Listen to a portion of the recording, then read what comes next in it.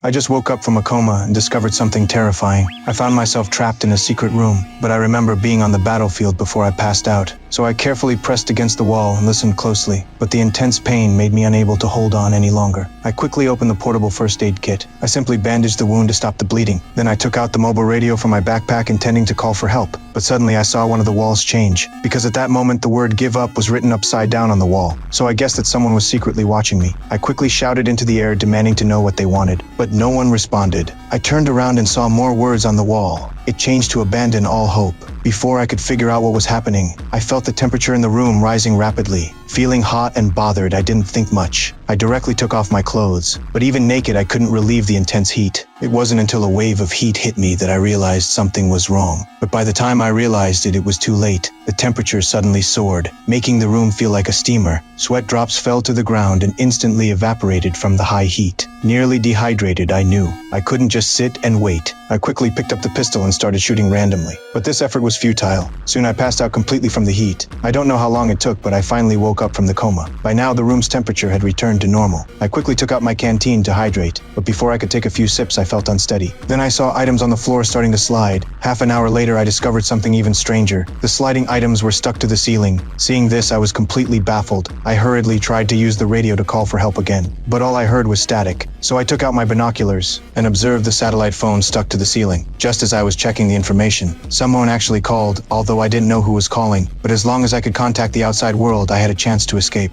But now the problem was how to get the phone down. I quickly took off my shoe to try and knock it down, but the next second the shoe missed and got stuck to the ceiling just like the phone. And after a long time with no answer, the call automatically ended.